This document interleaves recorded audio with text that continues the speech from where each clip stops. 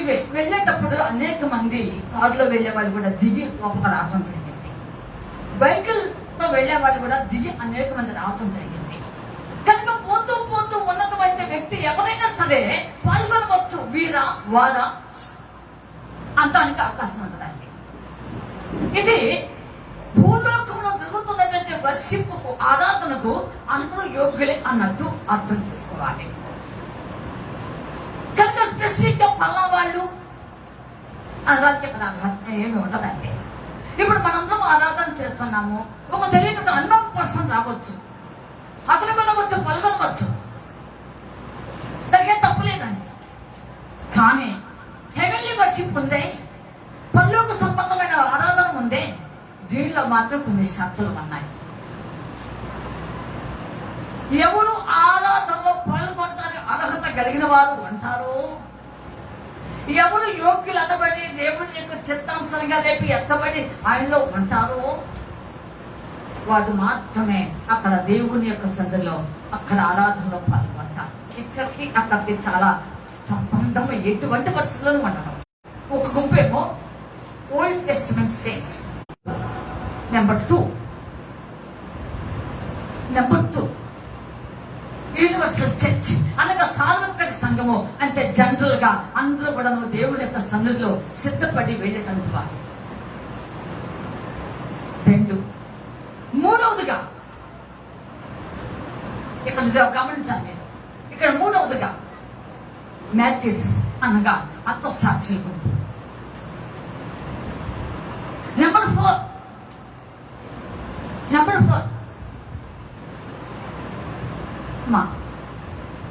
Tribulations mattress అంటారు.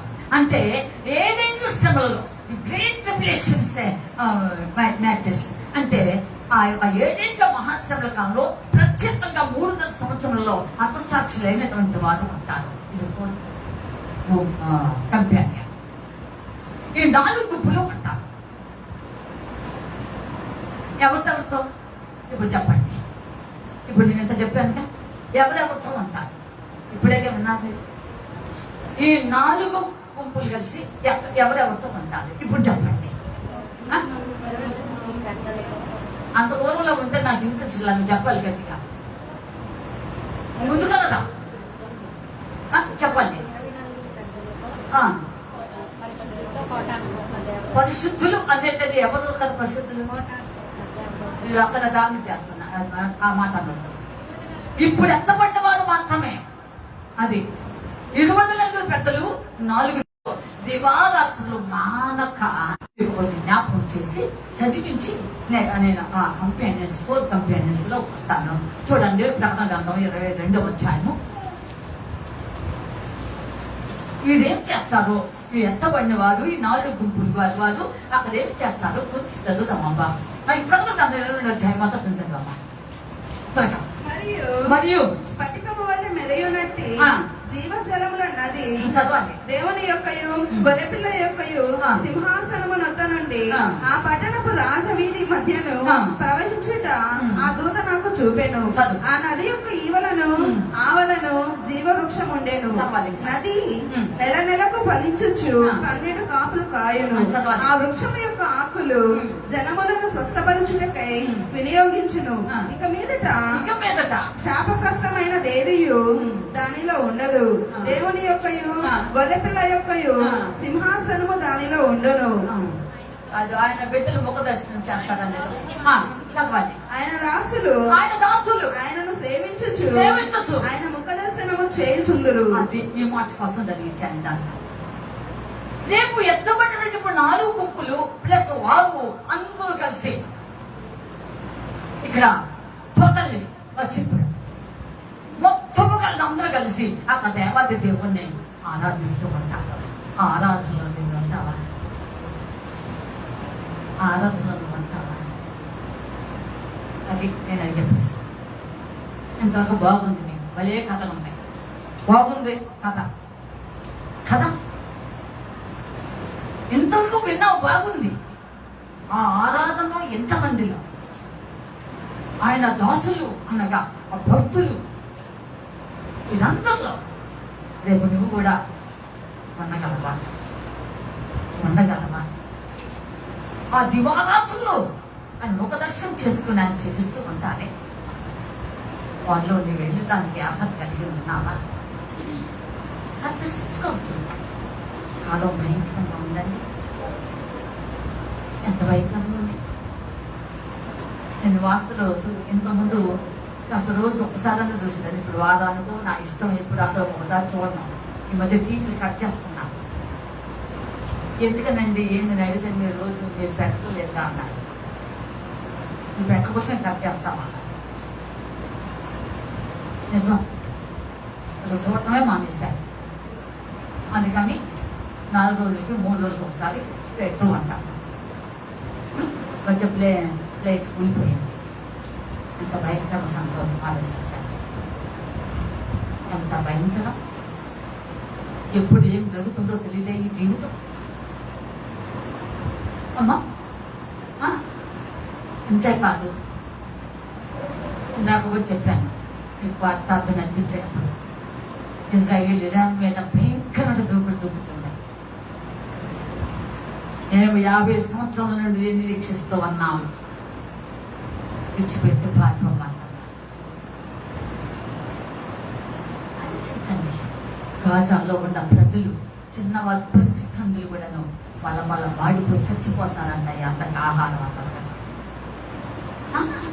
ఇవన్నీ మీకు కనిపించడం లేదు. ఇవన్నీ మీ దృష్టికి రావటం లేదు. మీ ఆలోచనకి అందటం లేదు. సంప్రదించుకోండి. ఆహారం అన్ని పంపిస్తున్నారంటండి ప్రపంచ దేశాలు. కానీ ఇజ్రాయేలు లోపల రావచ్చు. సరిహద్దులు లాగేస్తున్నారు. రావడానికి లేదు. పంపుతున్నారు. లోపల రానిపోతే ఏం చేస్తారండి? నీ ఇంటి దాకా ఆహారం వచ్చింది, నీ ఇంట్లోకి రాకపోతే ఎట్లాగండి? ఆలోచించు. అవునా కాదా? ఆలోచించండి. అట్లా ఉంది పరిస్థితి. అక్కడ కూడా చిన్నపిల్లలు ఏమి వేలల్లో చచ్చిపోతారు. ఎంత బాధాకరస్తున్నది. నేను వార్తలు చూశాను. పైగా జార్జి గారు వాట్సాప్లో పెట్టారు. వినండి అమ్మా. అవును, ఎంత బాధాకరం. ఆలోచించండి ఒకసారి. క్యాలిడాలోనో ఎక్కడో ఏదో ఊరండి. మన రమేష్ గారు మెసేజ్ పంపించారు. ఒక అమ్మాయికి అది చెప్పండి. అది నాకు ఇంతవరకు ఎప్పుడు చెప్పండి. కొత్త రోగం ఏదేదో చనిపోయి 8 నిమిషంలో మాత్రమే చనిపోయి 8 నిమిషాల్లో పరలోకంలో ఉన్న మహిళనంతా చూసి వెంటనే లేచి కూర్చోండి. అదేం స్తోత్రం. హల్లెలూయా. అన్ని విషయాలు అక్కడ ఏమి ఉన్నదో, అక్కడ ఏమి జరుగుతున్నదో, ఎవరు సింహాసనం కూర్చున్నారో, ఎంత చక్కగా ప్రశాంత ఆయన కృప ఎక్కడ ఎంత బాగా ఉన్నదో అదంతా వివరిస్తే సైన్సిస్టులు ఇప్పుడు ఆలోచనలో పడ్డారంట. ఇది ఏమిటి అని ఆలోచన చేస్తున్నారంట. మననే నేను జరిగింది మన వారంలోనే 4-5 రోజులు. అవునండి. యూట్యూబ్లో కూడా ఉండాలి. మీరు చూసుకోండి, తర్వాత చూసుకోండి దానికి. కనుక దేవుని బిడ్డలారా చివరి నాలుగు చూస్తున్నారు. ఎంత భయంకర పరిస్థితి జరుగుతుంటే మరి నీవు ఎత్తబడి ఈ యొక్క పరలోకపు ఆరాధనలో పరలోకములో దేవాది దేవుని స్తుతించి కనపరిచి ఆయన సేవించి ఆయన ముఖదర్శనం చేసుకునే వాళ్ళు నువ్వు కూడా ఒకరిగా అంటావో లేదో ఆలోచన చేసుకో. అక్కడ ఉండాలంటే కొన్ని ప్రత్యేకమైతే కొన్ని రిస్ట్రిక్షన్స్ ఉంటాయి. హైదరాబాద్ చెప్తాం. ప్రత్యేకమైనటువంటి కొన్ని నిజముగా నిబంధనలు ఉంటాయి. అలాగా జీవిస్తే మనం వెళ్ళడానికి అర్హత ఉంటుంది. అవును, ఒకవేళ పరిస్థితుల్లో సాతానుడు నేను దిగజార్చాలని ప్రయత్నం చేసినా, ఏ కారణం చేతనైనా ఏదో ఒక విషయంలో వాక్యం చేత నీవు బలపరచబడి ఏదో ఒక రకమైనటువంటి పరిస్థితులకు నువ్వు కొట్టబడుతున్నా, దేవాది దేవుడు ఆయన కృప ఎప్పుడు ఉంటుందిగా. ఆ కృప నేను వెంటాడుతూ, నన్ను వెంటాడుతూ, ప్రపంచాన్ని వెంటాడుతూ, ఎస్పెషల్లీ నిన్ను వెంటబడుతుంది కదా. అదే నిన్ను ఒట్టిగా పడతా. నీ పక్షంగా వచ్చి అప్పుడు నిన్ను లేవనెత్తుతున్నది. ఏమి స్తోత్రం గట్టిగా. కనుక ఆ విధంగా దేవుడు బిడ్డలాగా అక్కడ ఉండటానికి అవకాశం ఏర్పడుతుంది. కనుక నువ్వు కొద్ది కాలమే ప్రభు త్వరగా అనుకుంటున్నారు. మరి నీవు సిద్ధపరచుకోవడానికి నీ శరీర ఆత్మలు నీవుగా దేవుని యొక్క స్థితిలో ఒకసారి ఆలోచనాపూర్వకంగా దేవునికి నీ జీవితం అప్పగించుకుంటావా? సరే కమిట్మెంట్ కదా. ఒక్కసారి రా, ఒక్కసారి వస్తే ఇంకా దేవది దేవుడు నిన్ను అలాగని ముందు ఉన్న మెడను ముందు ఉన్న ముఖాన్ని వెనక తిప్పడం. తిప్పుతాడా? నా తెలియగలుగుతున్నా. తిప్పుతాడా? చెప్పలేమండి. తిప్పుతాడా మరి ఇష్టంతేను ఆలోచించండి. దేవుడు బిడ్డలారా, ఆయన బిడ్డలు ఈ విధంగా ఉండాలని దేవుడిని కోరుకుంటూ రేపు అక్కడ ఆయన యొక్క సంతోషకరమైనది ప్రసన్నత, ఒక కాంతి దేదీప్యంగా ఉండటానికి ఆ యొక్క బంగారు వీధిలో తిరిగేటువంటి అర్హత యోగ్యత నీకు కలుగుతుంది. అక్కడ ఆయనతో ఉంటాం. యుగములు సజీవుడిగా నీవు ఏలుబడి చేస్తుంటాడు. అత్యంతలో కోల్పోకూడదు. సరే, ఇప్పుడు వద్దాం. వచ్చే ముందు వచ్చిన పాట పాడుకుని కొంచెం ఆ వాటిలో 4 గురించి చెప్తానండి. త్వరగా పాడండి. పాడలేకపోతే నేను వాటిని చెప్తాను. జీవము నాకు నివా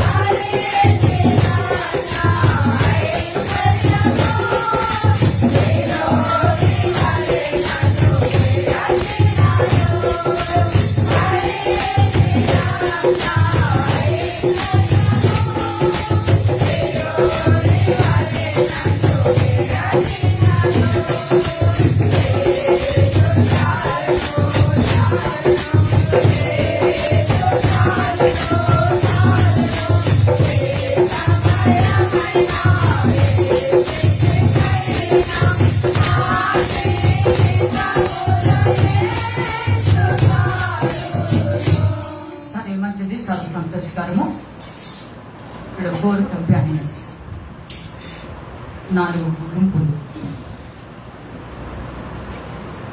అక్కడ ఉండేవారు చూద్దాం. మనం చెప్పుకునే పై 2 గుంపులు ఇది జనరల్గా వారి జీవితాలు భద్రపరుచుకొని వారు దేవుని యొక్క వాగ్రీత్యా ఆ దేవుని యొక్క మాదిరికరమైన జీవితము జీవించి ఈ విధంగా వెళ్ళిపోయారు. అయితే ఇక్కడ 2 ప్రత్యేకమైనటువంటి గుంపులు కనిపిస్తాయి. దేవుని బిడ్డలారా, ఈ 2 గుంపులు అర్థసాక్షులు, మ్యాచెస్. నేను ఈ 2 చదివినప్పుడు దేవుని బిడ్డలారా, నా ఆత్మ ఆలోచనకు, నా ఊహకు చాలా అద్భుతంగా అనిపించింది. ఎందుకంటే 6వ ముద్ర విప్పినప్పుడు ఏమి సంభవిస్తుందో ఒక మాట చదువుకున్నాను. చదవండి, ప్రకటన గ్రంథం 6వ అధ్యాయము. ఒక మాట చదివి నేను మొదటి గ్రూపులోకి వస్తాను. ప్రకటన గ్రంథం 6వ అధ్యాయము. ప్రకటన గ్రంథము 6వ అధ్యాయము, క్షమించండి, 5వ ముద్ర అండి. 6వ అధ్యాయము 5వ ముద్ర అంటే 9 నుండి 11 వచనములు. ఆయన 5వ ముద్రను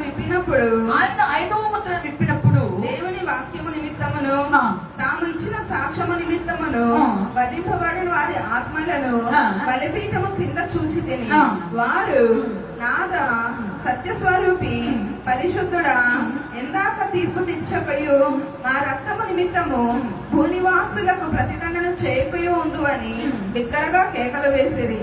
తెల్లని వస్త్రము వారిలో ప్రతివానికి ఇయ్యబడెను, మరియు వారి వారినే చంపబడబోవు వారి సహదాసుల లెక్కయు చంపబడబోవు వారి సహదాసుల లెక్కయు సహోదరుల లెక్కయు లెక్క పూర్తి అయ్యే వరకు ఇంకా కొంచెం కాలము విశ్రమింపవలెనని వారితో చెప్పబడేను. ఒక మాట, నా ఆత్మ, దేవుడు ఆత్మ నాతో బయలుపరిచిన విషయాలు మాట్లాడతాను. అయితే ఇది తూకిగా చెప్తున్నాను అంతే. అసలు మెసేజ్ పాయింట్లో చెప్పచ్చు. నేను ఇక్కడ ఈ 2 గుంపులు లాస్ట్ 3, 4, 3rd, 4th ఇవి నేను ఆలోచన చేస్తే ఈ 5వ ముద్ర అనేది నాకు ప్రేరేపించబడింది దేవుని ఆత్మతో. ఇది ఎవరి చదివాను, నా ఆలోచనకి ఏమనిపించిందంటే, ఇక్కడ ఇప్పటి కాలంలో చాలా మంది దైవజనులు హతసాక్షులు అయిపోయారు. నిన్న మీకు వార్తలు అందరియో లేదో నాకు తెలియదు. బహుశా నాకంటే బోర్డు మంది దైవజనులు నాకు పంపిస్తూ ఉంటారు కనుక నేను చూస్తూ ఉంటాను. నిన్న ఛత్తీస్గఢ్లో దాదాపు 20 మంది పైన దైవజనులు భయంకరంగా చేశారు. ఒక మంది ప్రత్యేకంగా నేను అసలు అది వీడియో కూడా చూడలేకపోయాను. ఆయన బైక్ మీద స్వార్థ ప్రకటించడానికి వెళ్తుంటే పట్టుకుని ఆయన కొట్టే విధానం నేను చూడలేక ఆపేసాను. చనిపోయే ఉంటాడని నా ఉద్దేశం. దేవుడు బిడ్డలారా, ఇలాంటి వారిని ఒక్క రోజులోనే ఆ ఛత్తీస్గఢ్లో చర్చిన వస్తున్నారు చంపేసేసారు. నిన్నటి రోజు ఇలాగా ఎందరెందరో ఇప్పటికీ సాక్షి అయిన వారు చాలా మంది ఉన్నారు. రీసెంట్గా మనం ఒక ప్రవీణ్ పొంగల్ గారినే హైలైట్ అయిపోయింది కదా. కానీ అన్నోన్ పర్సన్స్ అనేక మంది ఉన్నారండి. నేను అప్పుడప్పుడు చూస్తూ ఉంటాను కనుక అలా పంపిస్తూ ఉంటాను. చాలా దారుణమైన పరిస్థితుల్లో ఇప్పటి వరకు చాలా మంది హతసాక్షులు అయ్యారు. ఆత్మబంధ కాలంలో హతసాక్షులు అయిన వారు ఉన్నారు. వీరందరూ కలిసి బలిపీఠంగా అక్కడ వాళ్ళు మూలిగారు, వ్యాధులు పడుతున్నారు. ఎంతకాలం ఉండాలి ఇలాగా? మేము ఎంతసేపు వెయిట్ చేయాలన్నా? ఇంకా నిరీక్షించాలా?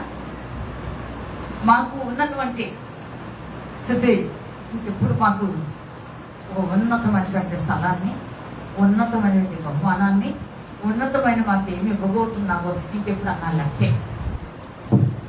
అయితే దేవుడు చెప్పాడు అక్కడ, నాకు బాగా నచ్చింది అక్కడ 11 వచ్చిన మళ్ళీ ఒకసారి చదవాలి. 11.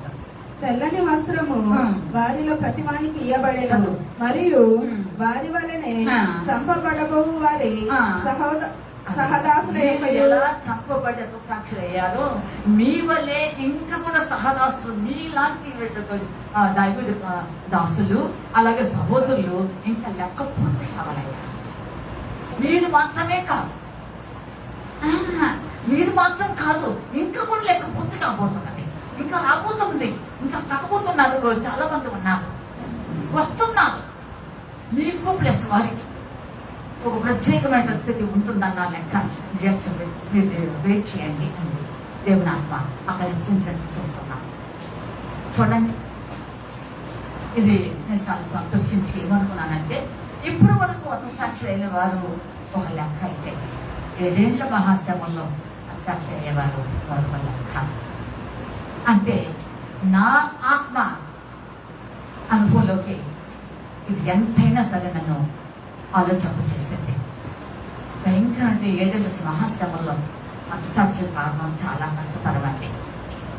ప్రత్యేకంగా 3.5 సంవత్సరాలలో హతసాక్షులు అవ్వడం అంటే కన్నీ విని ఎదిగిన శ్రమలు కదండి. వారి ఆత్మీయ జీవితాలు ఎంతగా దేవుడు కాచుకున్నావో మీరు ఆలోచించండి. అక్కడ ఆ కాలంలో 3.5 సంవత్సరంలో హతసాక్షి అయ్యేవాళ్ళు ఉంటారు. అప్పుడు వాళ్ళు చంపబడిన తర్వాత మొదటి పునరుత్థానం గతించడం అని ప్రకటనలో రాయబడి ఉంటుంది. కనుక దేవుడు బిడ్డలారా, ఈ విధముగా నీవు నేను హతసాక్షులు అంత కాదు, కానీ అంత స్థితి మనకు లేదులే. కానీ ఏమో అంటారుగా, మీరు అంత సీన్ లేదులే నీకు అని అంటారే లేదా? చెప్పండి, అంటారే లేదా? అంత సీన్ నీకు నాకు లేదులే, కానీ కనీసం జనరల్గా మామూలుగా అయినా ఎత్తబడటానికి అవకాశం ఉంటే చాలు. ఎత్తబడితే చాలు, నరకం తప్పించబడి దేవుడి రాజ్యంలోకి వెళ్ళటానికి ఇది ఒక నీకు గొప్ప అవకాశం, ఇది ఒక ధన్యత, దేవుడు నీకు ఇచ్చిన కృప అని నువ్వు గట్టిగా పట్టుకోదలుచుకుంటే ఇంతకంటే ధన్యత మరొకటి లేదండి. నువ్వేమి సంపాదించినా, నువ్వేమేమి ఉన్నా, ఇవన్నీ కాదండి, ఇవి కావు. ఎత్తబడే జీవితంలో నువ్వు ఎత్తబడేటప్పటికీ నీకున్నది ఏది దాని సాటి కాదనే సంగతి నువ్వు ఎప్పుడు మర్చిపోవు, ఎప్పుడు మర్చిపోవద్దు. అవును, కనుక దేవుడి బిడ్డలను ఆలోచించండి. కనుక ఈ 4 గుంపుల గురించి క్లుప్తముగా త్వరగా మాట్లాడుకుందాము. ఆ తర్వాత టైం బట్టి ఫ్లయింగ్ సోల్ మాట్లాడతాను. అది కుర్తిగానే అవుట్లైన్స్. సరే, చూద్దాం. మొదటి గుంపు ఎవరుంటారో ఎత్తబడి గుంపులో మొదటిగా ఎవరుంటారో కొంచెం చూద్దాం. నెంబర్ 1 ఓల్డ్ టెస్టిమెంట్ సైన్స్, పాత నిబంధన కాలపు భక్తులు. రాసుకోవచ్చు. ఓల్డ్ టెస్టిమెంట్ సైన్స్, పాత నిబంధన కాలపు భక్తులు. రెఫరెన్స్లు చేయండి తరగతి.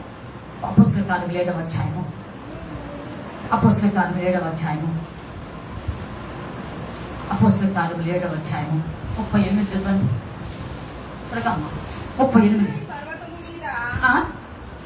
పర్వతము మీద తనతో మాట్లాడిన దేవదూతతోను మన పితరులతోను అరణ్యములోని సంగమందు ఉండి మనకిచ్చుటకు జీవవాక్యములను తీసుకొని వాడితడే. ఇతనికి మన పితరులు లోబడనొల్లక ఇతనిని త్రోసివేసి తమ హృదయములో ఐగుప్తులకు పోగోలిన వారై మాకు ముందు నడిచినట్టు దేవతలను మాకు చేయము. చాలు. దేవుని బిడ్డారా, ఇక్కడ పాత నిబంధన కాలంలో జీవవాక్యం చేత పట్టుకొచ్చినట్టే మోషే గారి విషయంలో ఎందరైతే విన్నారో, ఎందరైతే లోబడ్డారో, ఎందరైతే వాక్యాన్ని గైకొన్నారో, ఎంతమంది అయితే దేవుని యొక్క చిత్తానికి కఠిన హృదయములు కాకుండా, కఠినత్వానికి చోటు ఇవ్వకుండా హార్డ్ అండ్ హార్ట్, కఠిన హృదయం నేడు అనే శబ్దం మనం వెళ్ళలేకపోయారు. నేడు అనేటువంటి ఈ శబ్దమే కాకుండా విశ్రాంతిలో ఖచ్చితంగా మీరు ప్రవేశిస్తారు అనే మాట కూడాను వారి జీవితాల్లో నెరవేర్చకుండా అది కాదని ధిక్కరించినట్టు అనేక మంది పట్టుపరుచుకొని వెళ్ళి వారు దిగజారిపోయిన వాడు కాక దేవుని వాక్యాన్ని పట్టుకున్నటువంటి పాత నిబంధన భక్తులు పడతారంట. వారిని ఏమన్నారు ఎవ్రీ సంఘంలో పౌలు గారు వాళ్ళందరినీ ఏమి ఊహించి చక్కగా ఆత్మతో చెప్పాడో ఒకసారి చెప్తాను. చదవండి ఎబ్రీ రాష్ట్రపతి 12వ అధ్యాయము. త్వరగా ఎబ్రీ రాష్ట్రపతి 12వ అధ్యాయము మొదటి వచ్చిన తర్వాత ఎంత గొప్ప సాక్షి సమూహము మనలను ఆవరించి ఉన్నందున మనము కూడా ప్రతి భారమును సులువుగా చిక్కులబెట్టి పాపమును విడిచిపెట్టి విశ్వాసములకు కర్తయు దానిని కొనసాగించువాడునైన యేసు వైపు చూచుచు మన ఎదుట ఉంచబడిన పందెములో ఓపికతో పరిగెత్తాలి. ఎంత గొప్ప సాక్షి సమూహము. ఎవరు వాళ్ళు ఒకసారి ఆలోచించండి. ఎవరు వాళ్ళు ఎంత గొప్ప సాక్ష్యం వచ్చారు పాత నిబంధనల. అందుకే వీళ్ళందరూ విశ్వాసాన్ని పట్టుకున్నారు, వీళ్ళందరూ నిరీక్షణ ఉంచారు. అందుకని ఆ నిరీక్షణ కలవాలి. ఇంకొక మాట చదువుకుని 2వ పాయింట్ వద్దాము. ఎబ్రీ రాసిన పత్రిక 11 అనుకుంటాను. చూద్దాం, నేను చూస్తాను. 11 ఎబ్రీ రాసిన పత్రిక 11వ అధ్యాయము 13వ వచనం చదవండి. వీరందరూ ఆ వాగ్దానంలో ఫలము అనుభవింపకపోయినను ఆ వాగ్దానంలో ఫలము అనుభవింపకపోయినను దూరం నుండి చూచి వందనము చేసి తాము భూమి మీద పరదేశులమును యాత్రికులమునై ఉన్నామని ఒప్పుకొని విశ్వాసము గలవారై మృతి నొందిరి. వీళ్ళే గొప్ప సాక్షి సమూహం. అంటే వాళ్ళు విశ్వాసం చదవలేదు, వినాలి. సులువుగా చిక్కులు పెట్టే సాతాన్ని కూడా విదిలించుకున్నారు, జాడించుకున్నారు, ఎదిరించారు, పోరాడారు, ఓడిపోలేదు, జారిపోలేదు. కనుక వాళ్ళు యొక్క జీవితాల్లో పాత్రలో భక్తులు విశ్వాసాన్ని పట్టుకున్నారు, వాగ్దానాలు స్వతంత్రించుకున్నారు. నెంబర్ 3 ఓర్పు వహించారు. నెంబర్ 4 నిరీక్షించారు. దూరంలో ఉంటారు. ఏమంటే దూరం నుండి వర్ధనం చేసి వారి విశ్వాస జీవితంలో చక్కగా కాచుకొని నిలిచి అమ్మ వదిలింటారు. వీళ్ళందరూ ఎక్కబడి గుంపులు వీళ్ళున్నారంట. మొదటి గుంపులు వీళ్ళే. ఎంత ధన్యులు.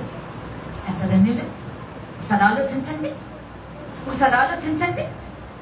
దేవుని బిడ్డలారా, చివరినాలు నీవు కూడా చురుగా చిక్కులు పెట్టి సాతాను అన్నవాళ్ళు. మన శుక్రవారం ఉదయం కాలంలో నేను లేస్తున్నాను. పాపకు ఆరోగ్యమైంది.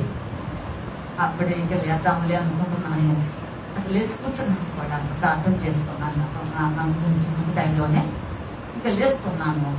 నాకు దేవుడు చెప్పి బయలుపరిచిన విషయం ఏంటంటే అపవాదికి చోటు చెప్పింది. వెంటనే శాంతికి చెప్పాను. ఆయన లేవలేదు, శాంతి అన్నాను.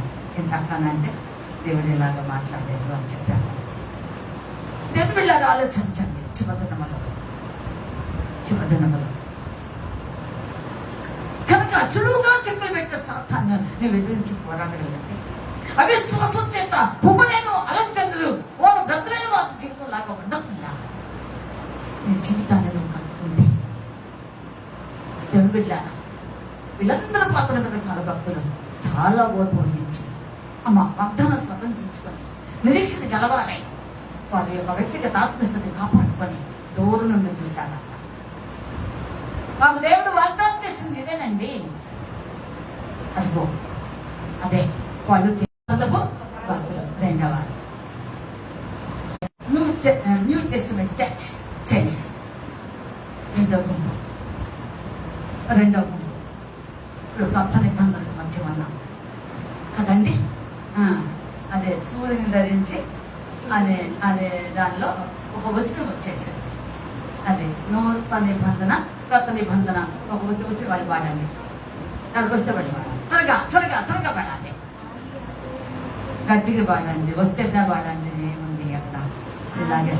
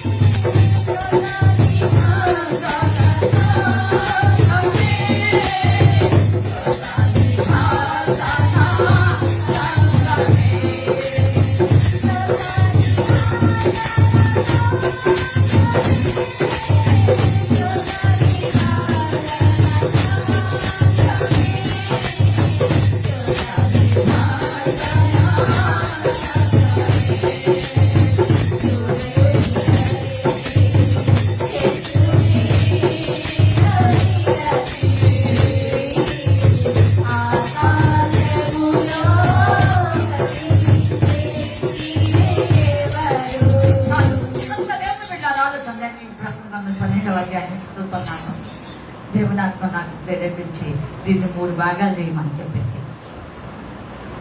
3 భాగాలు చేయమని చెప్పింది దేవునాత్మ. 1 మహిమ గల సంఘం, ఫలానా వచ్చిన దగ్గర నుండి ఫలానా వచ్చిన వారు. 2వది కొత్త నిబంధన, అది ఇప్పుడు వాడే వచనం అది. ఇంకా 3వది ఇంకా కొంచెం కిందకు రావాలి దేవునాత్మ చెప్పింది. దేవుని చిత్తమైతే ఇంకా కొంచెం ప్రార్థనాపూర్వకంగా మరొక వారంలో చెప్తాను. కనుక దేవుని బిడ్డలారా ఆలోచించండి.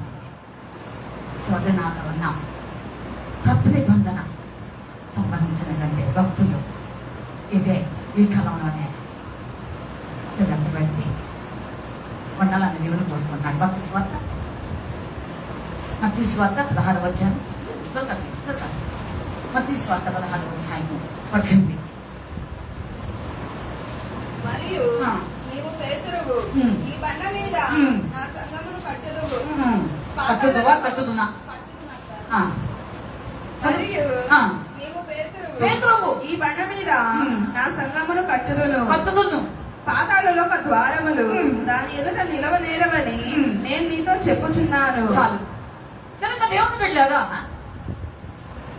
ఈ రాయి మీద లేదా ఈ బండ మీద సంఘాన్ని కట్టుబోతున్నాను. కట్టాను కన్ఫర్మేషన్, దీని గతిలేదు. 100% కన్ఫర్మేషన్. దేవుడు గ్యారంటీస్ దట్ క్లారిటీనే. అదే ఇప్పుడు కొత్త నిబంధన సంఘం. అంతే. దేవుని బిడ్డలను ఆలోచించాలి. మొదటి కొన్ని పత్రిక 12వ అధ్యాయం, మొదటి కొన్ని పత్రిక 12వ అధ్యాయం, మొదటి కొన్ని పత్రిక 12, 27 వచ్చాను.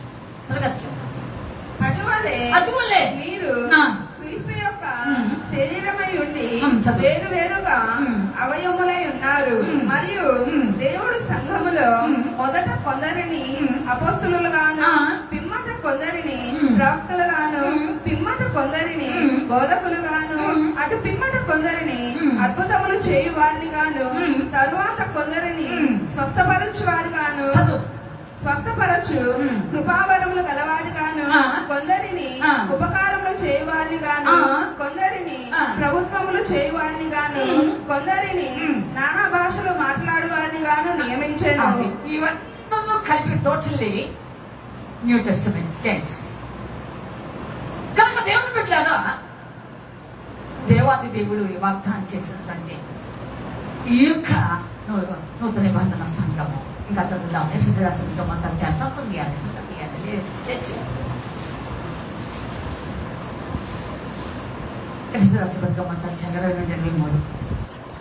ఆయన ఆ బలాతిశయము చేత క్రీస్తును మృతులలో నుండి లేపి సమస్తమైన ఆధిపత్యము కంటేను, అధికారము కంటేను, శక్తి కంటేను, ప్రభుత్వము కంటేను ఈ యుగమునందు మాత్రమే కాక రాబో యుగమునందును పేరు పొందిన ప్రతి నామము కంటేను ఎంతో హెచ్చుగా పరలోకమునందు ఆయనను తన కుడిపార్శ్వమున కూర్చుండ కొని పెట్టుకొని ఉన్నాడు. మరియు సమస్తమును ఆయన పాదముల కింద ఉంచి. అది కాదు, పొరపాటు అయింది. 2వ అధ్యాయము చూడు. 2వ అధ్యాయము దేవుని బిడ్డలారా, 19 నుండి చివరి వచనం వరకు చదవాలి. ఎఫెసీయులకు 2వ అధ్యాయము 20 నుండి 19 చదివిన పర్ల కాబట్టి మీరికి మీదట పరజనులను పరదేశమునై ఉండక పరిశుద్ధులతో ఏక పట్టణస్థులను దేవుని ఇంటి వారనై ఉన్నారు. క్రీస్తు యేసే ముఖ్యమైన మూలరాయి ఉండగా అపొస్తలులను ప్రవక్తలను వేసిన పునాది మీద మీరు కట్టబడి ఉన్నారు. ప్రతి కట్టడమును ఆయనలో చక్కగా అమర్చబడి ప్రభువునందు పరిశుద్ధమైన దేవాలయముటకు వృద్ధి పొందుచున్నది. ఆయనలో మీరు కూడా ఆత్మ మూలముగా దేవునికి నివాస స్థలమై ఉండుటకు కట్టబడుచున్నారు. ఇలా కట్టబడినట్టునే కొత్త నిబంధన సంఘము కనుక ఇప్పుడు ఇదే ఈ కొత్త నిబంధన సంఘము ఇప్పుడు కాలం కనుక వీళ్ళు కూడా రేపు వెళ్తారు. రెండవ గుంపులో ఉంటారు అక్కడ దేవుని పిల్లగా. మరి మొదటి గంటే అయిపోయింది, కొత్త నిబంధన కాలం గతించింది. కానీ ఇప్పుడు కొత్త నిబంధన కాలం నెరవేర్పులోకి ఇంకా దాదాపుగా కృపాకాలం అయిపోవస్తున్నది. దీనిలో మరి ఎత్తబడటానికి నువ్వు ఉంటావో ఉండవు అనే సంగతి నాకు తెలియదు. ఎవరు ఆలోచించండి ప్రేమ. ఇది రెండు ప్రభువుల్లో ఆ యొక్క సమాసం దగ్గర దివారాత్రుల నుంచి ముఖ దర్శనం చేసుకుని ఆయన జీవిస్తూ ఆయనలో పరవశించి ఆనందించాలంటే గొప్ప ధన్యత. అక్కడ దెబ్బతులు ఉండవని తెలుసు, అవన్నీ ఇప్పుడు చెప్పడం లేదు. అంత ఉన్నతమైనటువంటి కృపాభాగ్యం మీకు కూడా కావాలి అనుకుంటే ఒకసారి ఇకపోతే మూడో గుంపు ఒకటి ఉంటుంది. దేవుని వెళ్ళారు. మూడవ గుంపు ఎంత ధన్యత అంటే ఈ మూడవ గుంపు చాలా ఉన్నతమైన గుంపు. ఇంకా నేను రిఫరెన్సెస్ చాలా వరకు వదిలేస్తున్నాను, టైం ఉండదు. ఇది దేవుని బిడ్డలారా మూడో గుంపు దాదాపుగా చెప్తాం. ఎలాగంటే వీళ్ళు ఇజ్రాయేలీల్లో శేషించిన దేవుని నామము మాత్రమే ధరించుకున్న నసుల యందు ఉన్నటువంటి గుంపు ఒక గుంపు ఉంటుంది. అదేమిటో ఒకటి చూద్దామా? చూద్దాం. ప్రకటన గ్రంథం 4వ అధ్యాయం, క్షమించండి 7వ అధ్యాయం.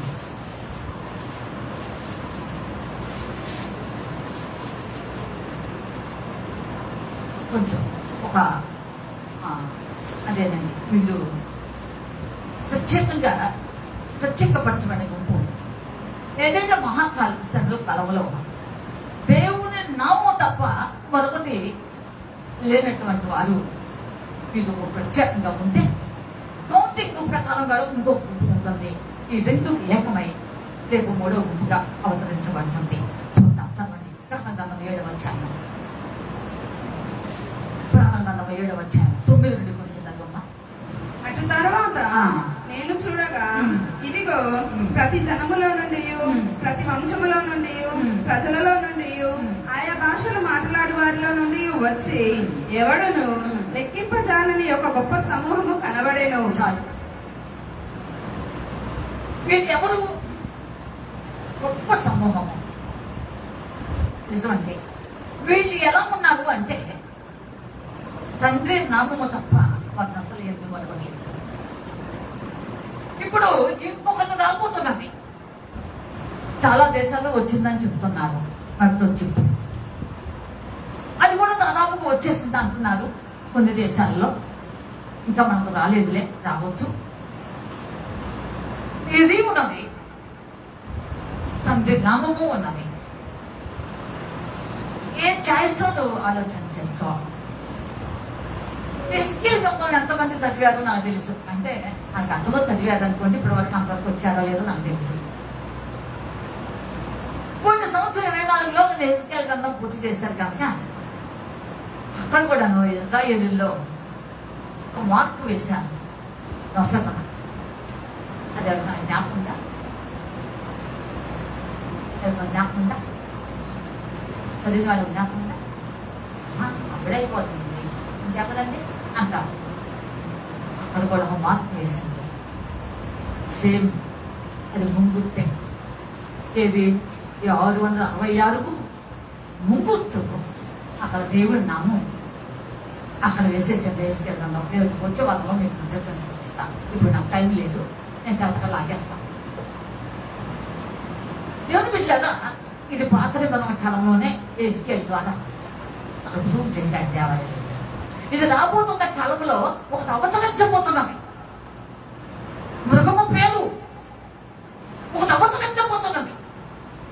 దాని నంబర్ 66666 రాబోతున్నది అని ముందుగానే చెప్పబడింది.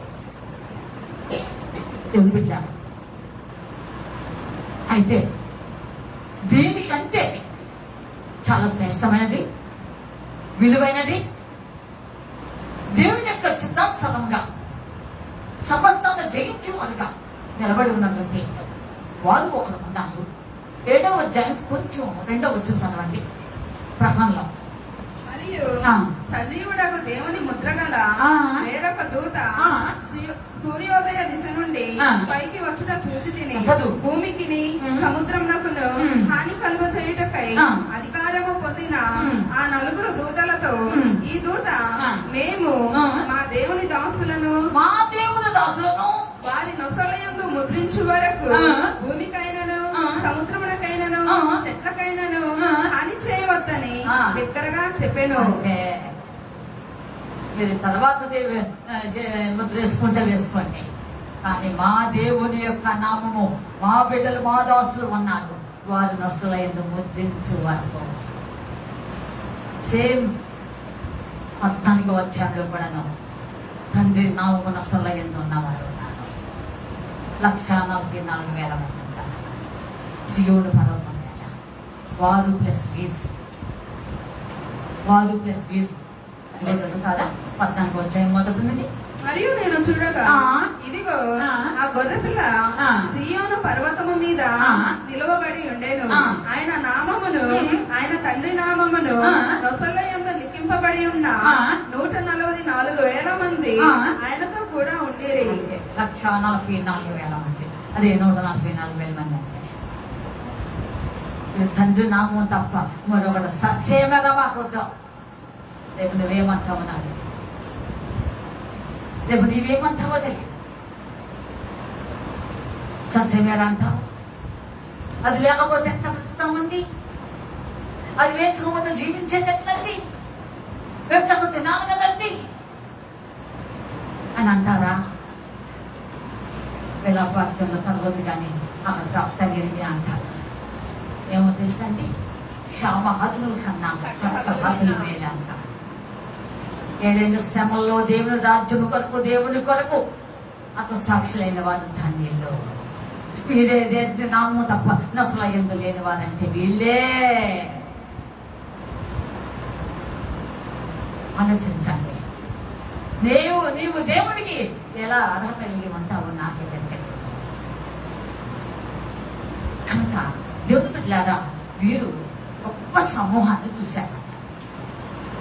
గోత్రముకు ఎంత లెక్క అని చెప్పారు. అది చదవద్దు. వీళ్ళందరూ కూడా ఎవరు అనుకుంటున్నారు? గ్రేట్ ట్రిబ్యులేషన్ మ్యాచెస్, 7 మహాసభలో అధ్యక్షులైన గొప్పండి వీళ్ళు. అందుకనే 20 నెలలు పెద్దల్లో ఒక ఆయన అంటారు, వీరెవరు? వీరెవరు దిగాడు పెద్దలంటే ఎవరన్నా చెప్పండి. యోహాన్ గారు. యోహాన్ గారి యొక్క ఆధిక్యత నాకు చాలా ఇష్టం. పోతే పనిష్మెంట్ గా పద్మస్థితిలో ఉంటే ఉంటాడు కాక. అయితే గొప్ప కృపాభాగ్యం నీకు నాకు ఎవరు అంటున్నాను అనిపించాను. అత్యున్నతమైనటువంటి రాబో కాలంలో శ్రేష్టకరమైనటువంటి జరగబోతున్నటువంటి సంభవములు, సంఘటనలు ఆయన తెలియజేశాడంటే ఎంత గొప్ప సంగతి ఆలోచించండి. కనుక 7 మహాశ్రమల్లో అక్షరాక్షల గుంపులు, ఒక పెద్ద గుంపు సమూహాన్ని ఇజ్రాయేల్ 12 గోత్రం వారిని కూడా చూశాడు.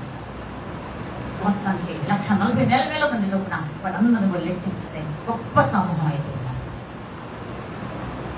ఇది ఒక మాట చిన్న ప్రశ్న అడుగుతున్నా. మొదటగా గుంపు ఎవరని చెప్పాను? చెప్పండి గట్టిగా. పాత నిబంధన. రెండవ గుంపు వారిద్దరు కాక. ఇది ఒకటి చెప్పండి. ఇది ఎవరంట? గట్టి చెప్పండి. నాకే చెబుతున్నావా పాఠం? ఏ గుంపు ఇది?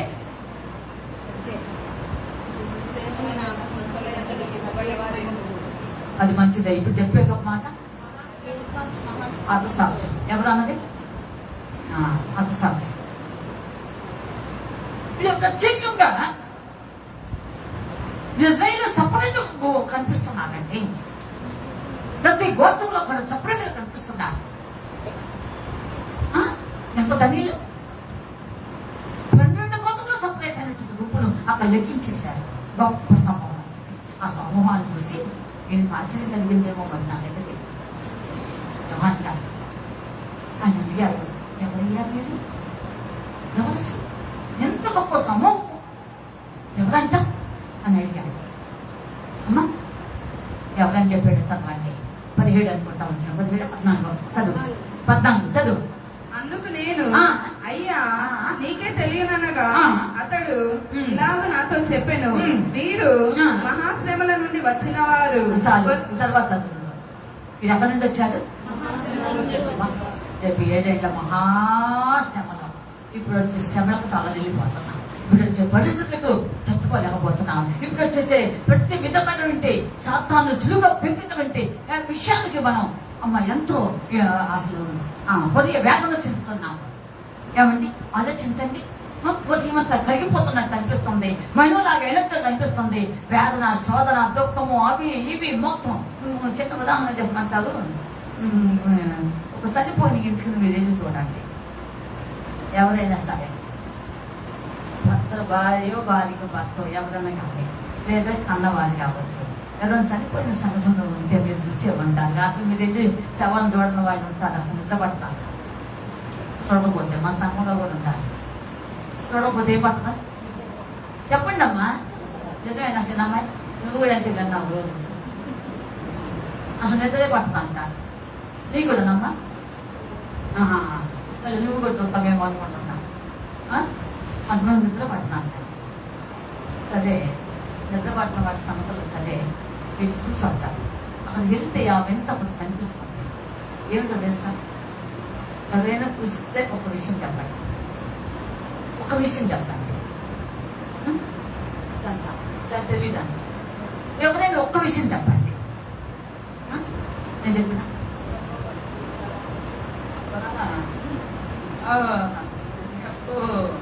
ఇప్పుడు చూసేవమ్మా. ఏ గంగలో చూసావమ్మా?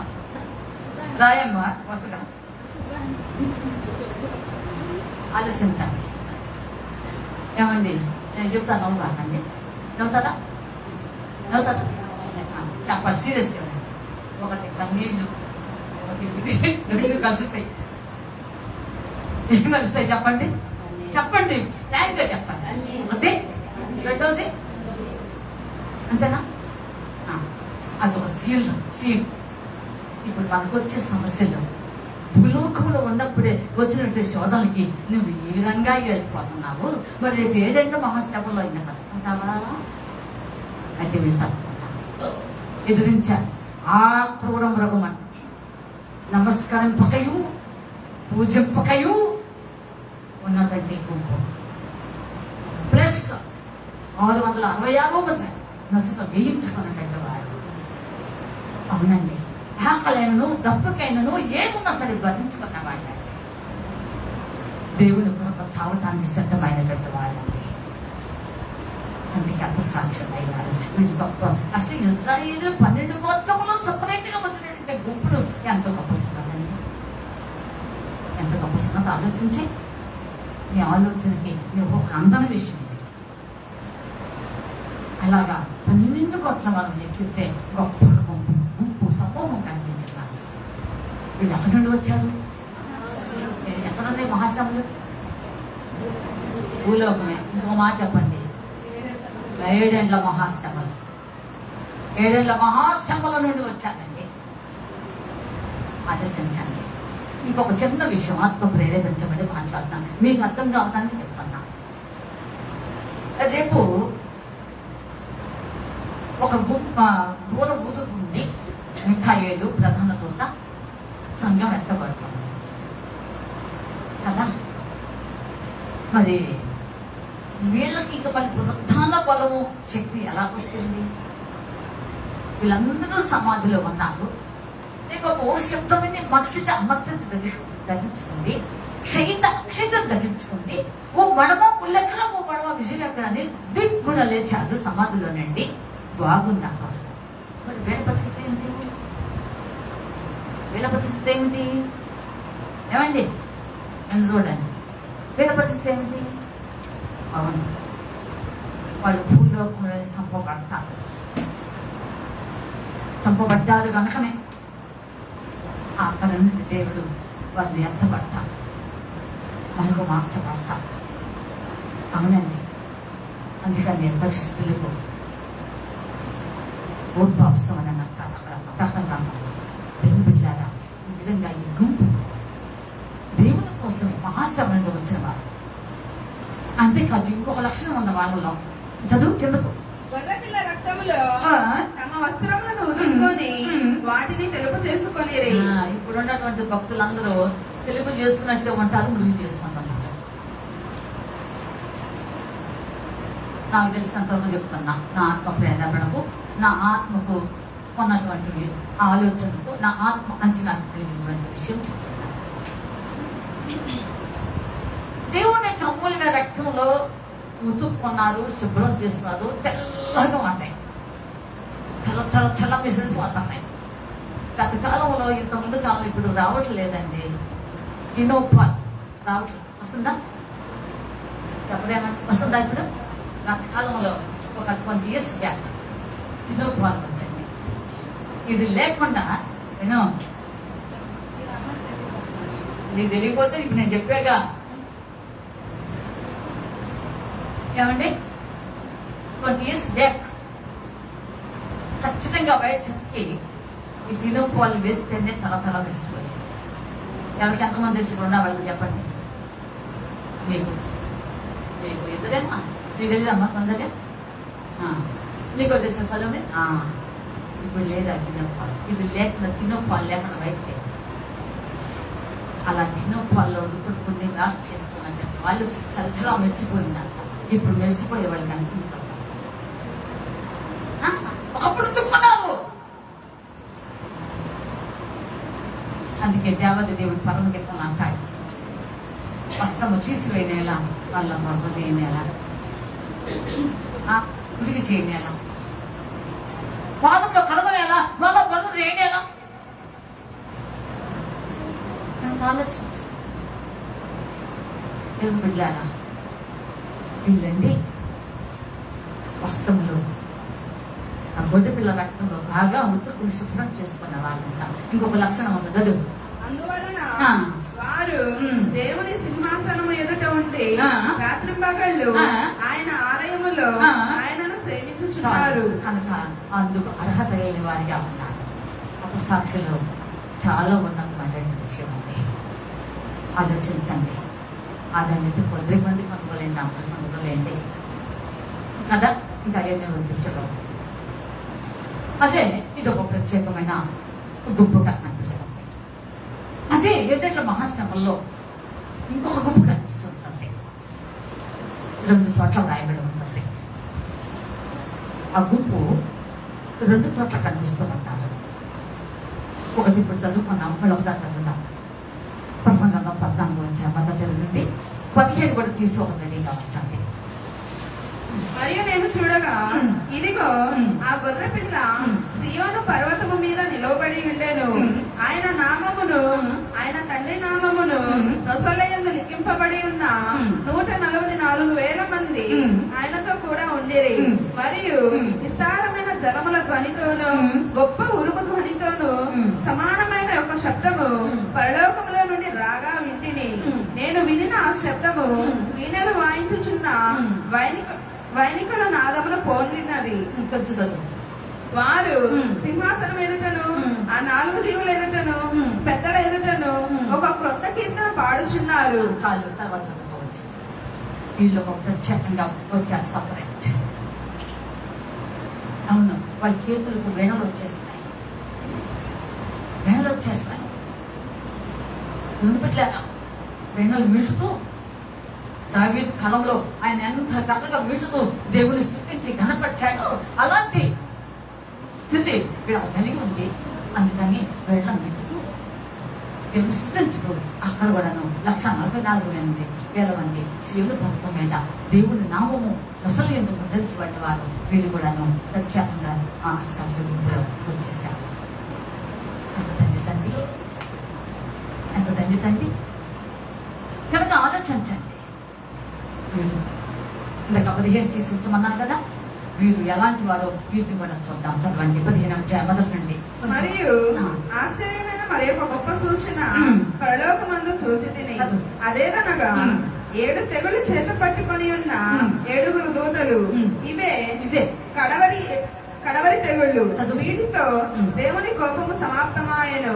మరియు అగ్నితో కలిసి ఉన్న స్ఫటికపు సముద్రము వంటిది ఒకటి నేను చూచితిని. ఆ క్రూర మృగమునకును దాని ప్రతిమకును దాని పేరు గల సంఖ్యకును లోబడక వాటిని జయించిన వారు దేవుని వీణలు గలవారై ఆ స్ఫటికపు సముద్రమునొద్ద నిలిచి ఉండటం చూచితిని. వారు ప్రభువా దేవా సర్వాధికారి, నీ క్రియలు ఘనమైనవి ఆశ్చర్యమైనవి. యుగములకు రాజా, నీ మార్గములు న్యాయములను సత్యములనై ఉన్నవి. ప్రభువా నీవు మాత్రము పవిత్రుడవు. నీకు భయపడిన వాడెవడు? నీ నామమును మహిమపరచని వాడెవడు? నీ న్యాయ విధులు ప్రత్యక్షపరచబడినవి కనుక జనములందరూ వచ్చి నీ సన్నిధిని నమస్కారము చేసేదరని చెప్పుచు దేవుని దాసుడకు మోషే కీర్తనయు గొర్రెపిల్ల కీర్తనయు పాడుచున్నారు. మోషే కీర్తన ఎందుకు పాడాలి? మోషే కీర్తన ఎందుకు పాడాలి? దానికి ఉద్దేశం ఏమిటి? దేవుని బిడ్డలారా ఆలోచించండి. ఇప్పుడు ఎంతమంది 3 గుంపులు మోషే కీర్తన పాడారు? లేదు. ఉందా? లేదు కదా? లేదు. మరి మీరే ఎందుకు పాడాలి? ఎందుకు పాడారు? మోషే గారి కీర్తనలో ఉంటుంది చేయడం శత్రువులను జయించిన జయ జీవితం ఇమిడమనాలి. దేవుని బిడ్డలారా, దేవుని యొక్క సోడ శబరి కార్యములు ఎంత విలువైనవో శ్రేష్టమైనవో అలా ఇమిడి ఉన్నాయి. అవును, మన దేవుడు న్యాయవంతుడు, సత్యవంతుడు, ఆయన బిడ్డల పక్షంగా ఉంటాడు అనేది నిరూపించబడినటువంటి కీర్తన. అందుకని అప్పటి కాలంలో ఆ కీర్తన అంట శాంతముగా అంతమని మోషేకి చెప్పాడు. అవును, చూస్తారా మా ద్వితీయోపదేశకాండం 30వ అధ్యాయం.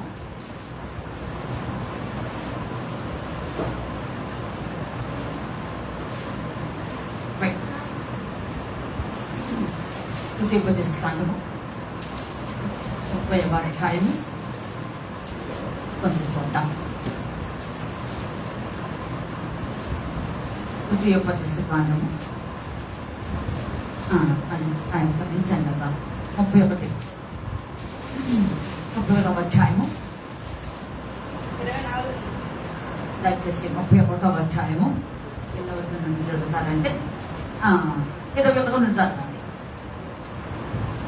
విస్తారమైన కీడులు ఆపదలు వారికి సంభవించిన తరువాత ఈ కీర్తన వారి ఎదుట సాక్షిగా ఉండి సాక్ష్యము పలుకును.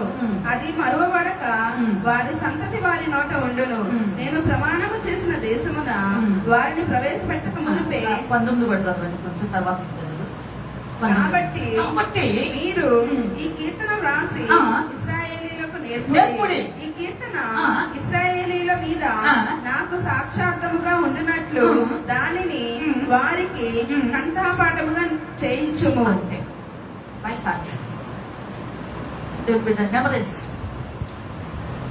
నేర్పించయ్యా, పెద్దది చేయమను. ప్రతి ఒక్కరిని, చిన్నవారినేమి పెద్దవారినేమి పిల్లలనేమి అందరినీ కూడా. ఎందుకో తెలుసా? ఈ కీర్తనలో కొన్ని ప్రత్యేకమైన పాఠాలు నేర్చుకోవాలి. మనం ఈరోజు క్లుప్తంగా చెప్పేస్తాను, త్వరగా ముగిస్తాను. దేవుని బిడ్డలారా,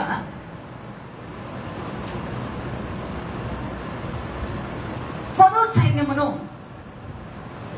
దేవుడు ఎర్ర సముద్రం గురించి వేసిన చెప్పడం అందరూ తెలుసుంటే, నేను ఇప్పుడు కూడాను ఆ ఎర్ర సముద్రంలో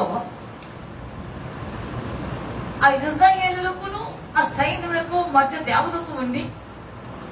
వారు ఎంతకని ఇశ్రాయేలు సమీపించడానికి వచ్చినప్పుడు వారి రథముల యొక్క చక్రములు ఊడిపోవటం, వారికి వీరికి మధ్య చీక కలుగజేయటం, ఆ దృశ్యాన్ని నేను కనీసం అండి మీరు నమ్ముతారు లేదు 2 రోజులు ఒకసారి అయినా తక్కువ వస్తుంటా. అవును, ఎంత గొప్ప దేవుడు! వాగ్దానం చేస్తున్న దేవుడు నమ్మదగిన వాడు కనుక ఇశ్రాయేలు నశించడం ఆయనకి ఇష్టం లేదు.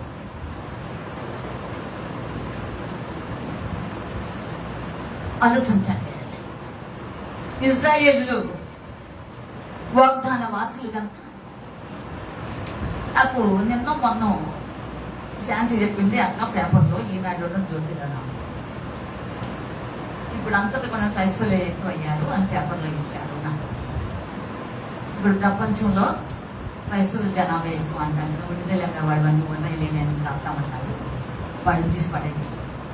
దేవుడే చెప్పాడు, ఇజ్రాయెల్ దేశం చిన్న దేశం, లెక్కకు మీరు చెప్పండి తక్కువేగా అన్నాడు. చెత్త చెత్తంతా తీసి పడేది అన్నాడు. దేవుని బిడ్డలారా ఆలోచించండి. చెబుతున్నాను, ఇశ్రాయేలు తక్కువ జనాభా అయినా రాజులుగా యాజక వంశముగా అత్యున్నతమైనటువంటి శ్రేష్టమైన వారిగా దేవుడు ఉంచుకున్నాడు. మనం నశించుకోవడం ఇష్టం లేదు కనుక ఈ కీర్తన ఎందుకు నేర్చుకోమన్నాడు, నేర్పించమన్నాడు. ప్రతి ఒక్కరు ఎందుకు కంఠపాఠం చేయాలి, ఎందుకు మెమరైజ్ చేయాలి అని అంటే, ఆ రోజు నిన్ను కాపాడింది అదే, నిన్ను దాట వేసినది అదే, నిన్ను ఆ విధమైన శత్రువు చేతికి అప్పగించకుండా ఉన్నది అదే. అంతేకాదు నిన్ను మళ్ళా తిరిగి ఆ యొక్క వెనకను ప్రపంచాన్ని పోకుండా చేసింది అదే. కనుక దాన్ని తలపోసుకో.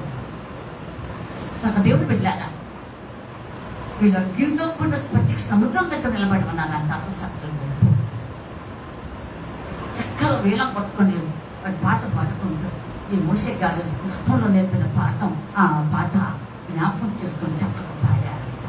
నీ జీవితంలో కష్టములో, నష్టములో, బాధల్లో అమ్మా యెహోవాను గానం చేసినవని చక్కగా ఆయనతో పాటు, ఆయనతో కలిసి వెళ్తూ. అవునండి దేవుని బిడ్డ ఆలోచించండి ప్రియులారా, ఎంత గొప్ప ఉన్నతమైన పాట. మిర్యాము నడిపించింది, ప్రవక్త్రి వాళ్ళని చక్కగా నడిపించింది. దేవుని బిడ్డ చక్కగా నడిపించింది. క్రైస్తవులు ఎక్కువైతే క్రైస్తవులు ఉంచుతున్నారా ఏంటండి? ఎక్కడ ఆత్మహత్య చేస్తుంది. ఆలోచించండి, చాలా భయంకర ప్రమాదాలు జరుగుతుంది. ఒక నెల క్రితం సూర్యాపేటలో తండ్రి కొడుకుని ఇద్దరిని సభ మంచి మీటింగ్స్ జరుగుతూ ఉందంట. తండ్రి కొడుకుని ఇద్దరిని ఫస్ట్ గారు కొడుకుని ఇద్దరిని కత్తులతో తీసి ఇచ్చేసేసారు. కొన్ని అదే అవుతున్నాయి. ఆలోచించండి, ఎంత దారుణమైన సమతలు జరుగుతున్నాయి, ఎంత భయంకరంగా జరుగుతున్నాయి. అడుగుతున్నారు వదనాలు నువ్వు గట్టిగా పట్టుకోవాలి. అందుకని షులమ్మ తల్లి పేటి కుమార్తెతో ఎలా పోల్చాడో తెలుసా? ఆ సొలొమోను ఫరో సైన్యముతో పోల్చాడు. ఒకసారి చదువుతారా? చదవండి, పరమగీతం 1వ అధ్యాయం.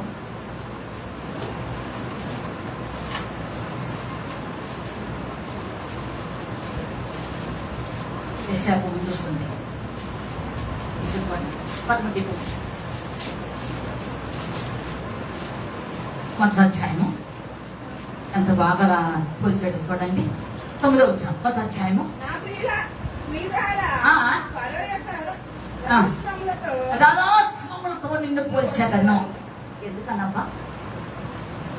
ఎందుకనబ్బా నన్ను చూడండి. నా ప్రియురాలా, ఓ మై బెలవ్డ్, ఫాలోస్ చారియట్స్ పలుస్తున్నాడు ఆయన. మరో రథములతో నేను పలుస్తున్నా. ఇంకో రథాలతో పలుచుకోవాలా? ఆలోచించండి. ఎందుకన్నాడో తెలుసా? ఆనాడు పలు రథాలు ఎలాంటివంటే ఆ సైన్యం వీళ్ళని వెంటాడటానికి వీళ్ళ వెనక లాక్కుపోవటానికి వాళ్ళు వాడినటువంటివి ఎంత విలువైనవో తెలుసా అండి? చాలా బలమైనవి, శక్తివంతమైనవి, ఏ విధమైన పరిస్థితులైనా దూసుకు వెళ్ళేటువంటివి. అయినా సరే దేవుడు వాడగొట్టాడు. ఏమండి? అయినా సరే ఏం చేశాడు దేవుడు? వాడగొట్టి పెట్టాడు. ఆ దృశ్యాన్ని ఒకసారి ఆత్మీయంగా మీరు చూసుకోండి. ఇంటికి వెళ్ళిన తర్వాత ఇప్పుడు వద్దు ఇక్కడ ఎక్కడ ఉంది ఆత్మ వసలు వెళ్ళి అలాగే దైనంచవాలండి. మళ్ళీ నేను వచ్చి మిమ్మల్ని లేపాలి. ఈ పాటలన్నీ ఎందుకు ఇక్కడ? ఆలోచించండి పిల్లల. మీరు వెళ్ళి మధ్యాహ్నం పడుకొని ఈ వాక్యాన్ని జ్ఞాపకం చేసుకుంటూ ఆ ఎర్ర సముద్రంలో జరిగినటువంటి ఆ యొక్క ఈమెయిల్స్ ఉండే సంఘటన అదొక్కసారి తలపోసుకోండి. బలమైనవి, శక్తివంతమైనవి, ఏ పరిస్థితులైనా దూసుకు వెళ్ళుకుంటున్నా అయితేనే ఓడగొట్టు పెట్టాడు. యుద్ధమే యెహోవాదే, ఆయన సమస్తం సాధ్యమే. అలాంటి బలమైన వాటితో పోల్చారు నా ప్రియురాల. రేపు ఎత్తబడే పెళ్లి కుమార్తెను అలాగా ఉంటుందని ఉండాలని కోరుకున్నాడు. ఇలాగా ఎదిరించి పోరాడి ఆ అగ్నితో కూడిన స్పర్శ సముద్రం అంటే అంత శ్రమలలో, అంత భయంకర వేదనలో, అంత భయంకర సంఘటన జరుగుతున్నటువంటి పరిస్థితుల్లో వారి జీవితాన్ని కాపాడుకొని అసాక్షరత్వాన్ని త్యజించి ముందుకు వచ్చిన గుంపు, ఈ గుంపు అక్కడ మోషే తెక్కున పడ్డారు. అప్పటి జ్ఞాపకం. అప్పుడు ఏ విధంగా ఆ పదో సైన్యాన్ని దేవుడు ముంచి ఇస్తాడో ఈ రోజు కూడా మా దేవుడు మాకు ఆ భయంకరుడి సాధారణ మీద మాకు విజయం ఇచ్చాడు అని చెప్పి ఆ పాట ఆ యొక్క పాట పాడారట. ఈ జీవితంలో కూడా ఇలాగా సాక్ష్యం అవుతే సంతోషమే, కావాలని ఆశిస్తాను. ఏమండి? కానీ కనీసం జనరల్గా ఎత్తబడే గుంపులైనా పుట్టావా అమ్మా? ఎత్తబడే గుంపులోనైనా ఉంటావా? దాని యూనివర్సిటీ తెచ్చాను. సార్వత్రిక సంఘంలో ఉంటావా? అది కామన్గా మామూలుగా ఎత్తబడేస్తాను ఉంటావా? కనీసం దానిలోనైనా ఉంటావా? ఎంత త్యాగం చేయలేకపోయినా చేస్తే మంచిది. అక్కడ బహుమానం, ఉన్నతమైన బహుమానం ఉంటుంది కనుక వీరు 20 పెద్దలు, 4 జీవులు, కొట్టానికి కొట్ల దేవదూతులు, ఎత్తబడి 4 గుంపులు మొత్తం ఉంటారు. ఎక్కడుంటారు? మీ ఇంట్లోనా? ఎక్కడుంటారు? అదే అమ్మా, ఎక్కడుంటారు? దేవుని యొక్క సింహాసనం ఎదుట. దేవుని యొక్క దివారాత్రులు ఏం చేస్తున్నారు? ఒకసారి చదవండి. కీర్తన గ్రంథం 7వ అధ్యాయము. క్షమించండి అమ్మా, 7 కాదు, ప్రకటన గ్రంథం 7వ అధ్యాయం చివరిలో ఒక మాట దేవుని దగ్గర ఎట్లా స్తుతించారో, ఆరాధించారో ఒకసారి చూద్దాం. చూడండి, చదవండి అమ్మా. 11, 12 కలిసి ఉంటాయి. 10 చదువు. సింహాసనాసీనుడైన మా దేవునికి గొర్రె పిల్లకును మా రక్షణై స్తోత్రమని మహాశబ్దంతో ఎలుగెత్తి చెప్పిరి. దేవదూతలందరూ సింహాసనము చుట్టూను పెద్దల చుట్టూను ఆ 4 జీవుల చుట్టూను నిలబడి ఉండిరి. ఆ తర్వాత 5వ అధ్యాయం 11 లేదా 9, 10 కలిసి ఉంటాయి. అదే అక్కడ ఉండైనా చదవండి, ఓపిక చదవండి. ఆ పెద్దలు, నీవు ఆ గ్రంథమును తీసుకొని దాని ముద్రలను విప్పుటకు యోగ్యుడవు. నీవు వధింపబడిన వాడవై నీ రక్తమిచ్చి ప్రతి వంశములోను ఆయా భాషలు మాట్లాడే వారిలోను ప్రతి జనములోను ప్రతి ప్రజలోను దేవుని కొరకు మనుషులను కొని మా దేవునికి వారిని ఒక రాజ్యముగాను యాజకులుగాను చేసితివి. కనుక వారు భూలోకమందు ఏలుదురని కొత్త పాట పాడుదురు. వీళ్ళందరూ కూడాను అక్కడ దేవుని యొక్క కొత్త పాట పాడతారంటే దేవుని బిడ్డల ఇప్పుడు పాడే పాటల కంటే ఆ రోజు ఏ కొత్త పాట అంటే ఎట్లా ఉంటుందో నీకు వినాలని, ఆ పాట నువ్వు కూడా కలిసి పాడాలని అనుకుంటే ఎప్పుడున్నా సిద్ధపడ్డా, ఎప్పుడున్న దేవుని ఒక జీవించు. వచ్చేటువంటి పరిస్థితులు చూడవద్దు, వచ్చేటువంటి ప్రతి విషయానికి కృంగవద్దు, వచ్చే ప్రతి దానికి కూడాను దేవుని యొక్క చిత్తాన్ని చూసి పాడమే. దేవుని బిడ్డల యెహోవా చిత్తం చేయబడినది గమనించున్నాం కనుక దేవుని వైపు చూడు, ప్రతి విషయాన్ని దేవునికి అప్పగించు. సరిపోకు. ఇలాగ కొత్త పాట పాడతానంట. ఇంకా కొంచెం చదివితే అక్కడ కూడాను ఏమేమంటున్నారో 12వ వచనం చదువు. 5:12. వారు వధింపబడిన గొర్రెపిల్ల శక్తియు ఐశ్వర్యమును జ్ఞానమును బలమును ఘనతయు మహిమయు స్తోత్రమును పొందనర్హుడని గొప్ప స్వరముతో చెప్పుచుండిరి. చాలు, ఇంకేం చదువుతాం. కానీ కింద మనం చదువుకున్నట్లయితే ఈ విధంగా ఉన్నది. అప్పుడు 20 పెద్దలు కూడాను వారి పనుల మీద ఉన్నారు. సువర్ణకృష్ణుడు కింద పెట్టి సాగిలిపడిన అన్నట్టు చేస్తారంట. సాగిలిపడటానికి దేనికి సాధించాం ఏమండి? పూర్తిగా సాగిలిపడ్డారు. దేవుని బిడ్డలారా తగ్గించుకున్నారు. వారి జీవితాల్లో ఈ లోకము అసాధ్యమైన పనికిరానిది అని గ్రహించిన వారే జీవితం అనిపించి వెళ్ళినటువంటి వారు. వీళ్ళందరూ ఈ తిరిగా దేవుని యొక్క సింహాసనం దేవుని స్తుతించారు, కనపరిచారు, ఆరాధించారు. అలాంటి ఉన్నతమైన కృప ఇక పరలోక రాజ్యంలో ఆ భాగ్యం ఎక్కడుంటే ఉండొచ్చు, ఇక్కడ లేకపోయినా పర్వాలేదు, ఉన్నా లేకపోయినా అది వేరే సంగతి. కానీ అక్కడ ఉండడానికి నీకు అర్హత ఉందో లేదా ఆలోచన చేస్తాం. దేవుడు బిడ్డలారా చివరి దినాల్లో మనం ఈ లోక నటన గతించుకోవచ్చున్నది. ఎప్పుడు ఏం జరగనైందో ఈ లోక పరిస్థితులు మనకు అర్థం కావట్లేదు. భయంకర మార్పులు వచ్చినాయి. ఏమండి? ఒక బ్రిటిష్ వ్యక్తి మాత్రమే నిన్న బ్రతికాడు ప్లేట్లో నుండి. అతనికి ఒకే ఒక కెనడియన్ ఉన్నాడు, అతను కూడా చనిపోయాడు. ఆ పేరు బట్టి అనుకున్నాను ఇతను ఖచ్చితంగా టైపుగా ఉన్నటువంటి వ్యక్తి అనుకున్నా. రమేష్ విశ్వాస్ కుమార్ అని రాస్తుంది కదా.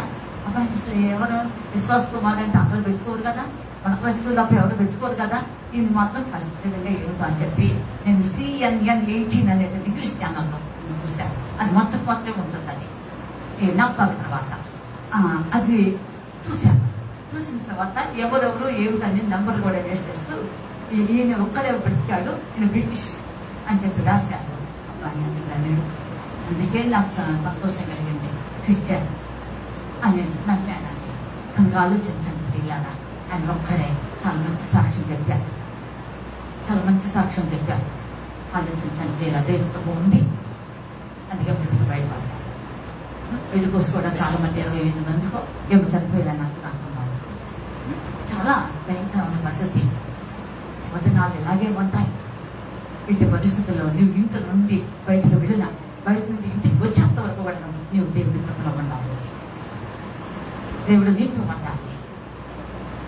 దేవుడు వెళ్ళారా, నువ్వు ఎక్కడ ఉన్నా ఎక్కడ కూర్చున్నా నీ దేవుడు కృప నీలో మెండుగా ఉండాలి. దేవుడు కోరుకుంటున్నది అదేనండి. పరిస్థితులు మారిపోయినాయి, ఎవరు ఏమిటో అర్థం కావట్లేదు. దేవుడు బిడ్డలారా, ఇటు పరిస్థితుల్లో నీ ఆత్మీయ జీవితం ఎలా ఉంటుంది? ఇలాగ వెళ్తావా మరొక రాజ్యానికి? కొన్ని ప్రత్యేకతలు ఉన్నాయి, నెక్స్ట్ వీక్ మాట్లాడతాం. ఆలోచించండి. ఎందుకంటే దేవుడు చెప్పాడు నిశ్చితమైనది లోక రాజువా. నిశ్చితమైనది అంటే ఏమిటి, అసలు ఏమిటి అనేది మాట్లాడుకుందాం వచ్చే వారంలో. కనుక దేవుడు బిడ్డలారా చివరి నాలో దేవుడు నిన్ను ప్రేమించాడు, ఎంతో ప్రేమించాడు. కనుక ఇప్పుడైనా సరే వాక్యాలు కలిగి ఉండు, ప్రార్థనలో కలిగి ఉండు. లోకంలో ఎన్నెన్నో విషం పరిస్థితులు ఎదుర్కొంటున్నావు, ఇంకా ఎదుర్కోవలసిన ఎన్నో ఉన్నాయి. ఇంత ఆగలా, ఇంత ఆగిరి అనుకుంటే నీ ప్రయాణం ఆగిపోయిందంటే దేవుని బిడ్డలారా నువ్వు స్థాయి అయిపోవాలి. దేవుని బిడ్డలారా ఇలాంటివి వస్తూనే ఉంటాయి. అయినా పర్వాలేదు, ఇవన్నీ కూడా నువ్వు ఉన్నతమైనటువంటి సాధిస్తుందా. ఒక ఉన్నతమైన బహుమానం నిమిత్తమే, ఒక ఉన్నతమైన స్థలంలో నిన్ను ఉంచడానికే నీకు ఉన్నతమైనటువంటి అమ్మ చాలా దేవుడు నీ మనకి ఏమేమో సిద్ధపరచి ఉంచినటువంటి స్థితి మనది. అందుకే సంతోషించు, సంతోషించు. అనేక మంది భక్తులు దైవజనులు అంటండి శ్రమలు వస్తుంటే వెల్కమ్ అంటారు, వెల్కమ్ అంటారంట. కనుక వెల్కమ్ అనలేములేండి, అది మాటే కానీ అది కొందరికే సాధ్యం, అందరికి సాధ్యం కాదు. కానీ సాగుతుంటే తెలిగే, సాగకపోతే తెలియదు. కనుక ఆలోచించుదాం, ఇలాగ దేవుని కొరకు, దేవుని రాజ్యం కొరకు, ఆ ఉన్నత మహిమలోకి వెళ్తాం కొరకు, ఆ దేవాది దేవుని యొక్క సన్నిధిలో నీవు కూడా ఆ వారిలో, ఆ సమూహంలో ఒక ఉన్నతమైన వ్యక్తిగా ఆయన స్తుతించి ఆరాధించే భాగ్యం నీకు ఉంటుందా? ముగింపులోకి వచ్చాను. దేవుడు బిడ్డలారా, ఐసే గారు ఓ పాట పాడాడు కదా, అంతటి పాట పాడిన జ్ఞాపకంలో లేదో నాకు తెలియదు కానీ ఉన్నాను దేవా నీ చాటునా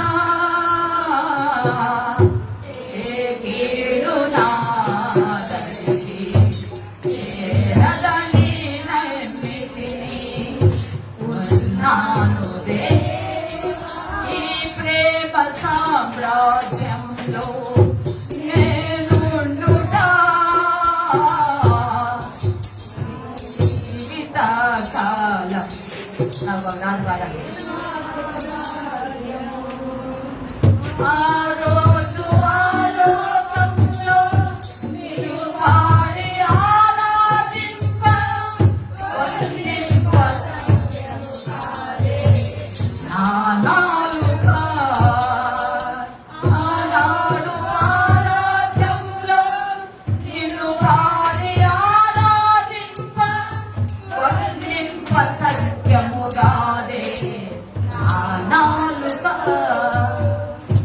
అదే కాబట్టి కనుక ఆలోచించండి. అంత ధన్యత మీకు ఉండాలా?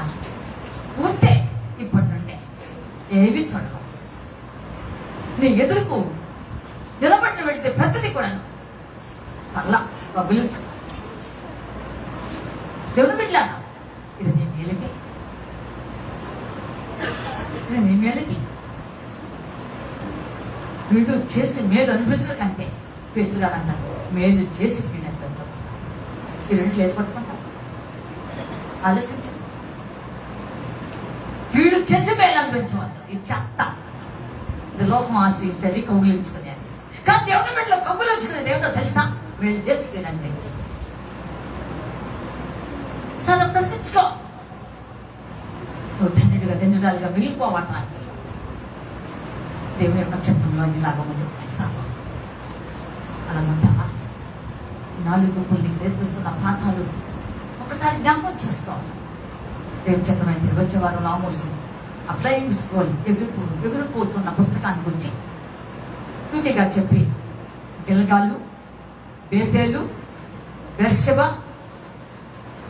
ఇంకేదో ఉందిగా, అక్కడికి వెళ్ళొద్దన్నాడుగా, ఎందుకు వెళ్ళొద్దన్నాడు, ఆ విషయాలు వచ్చేవాళ్ళు ఉన్నారు. కనుక దయచేసి ఈ చెప్పుకున్న వాటి ప్రకారంగా మన ఆత్మీయులు ఎలా ఉంది ప్రశ్నించుకుంటాం. అందరూ ప్రార్థన చేయండి, అందరూ 2 నిమిషాలు ప్రార్థన చేయండి.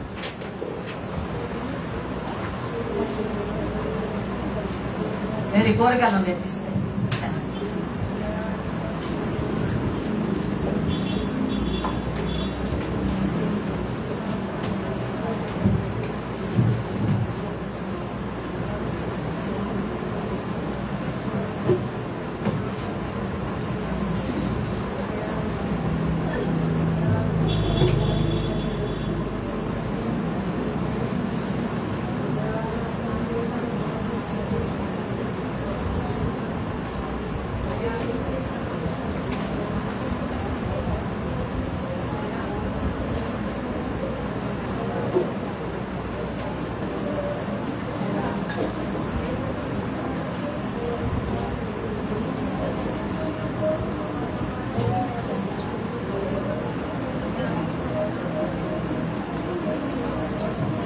చేయండి చేయండి చెయ్యండి అమ్మా.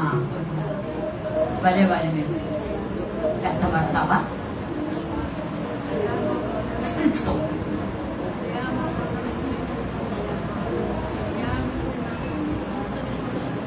కనీసం ప్రార్థన చేస్తాం. ఎవరు పట్టుకోవాలి?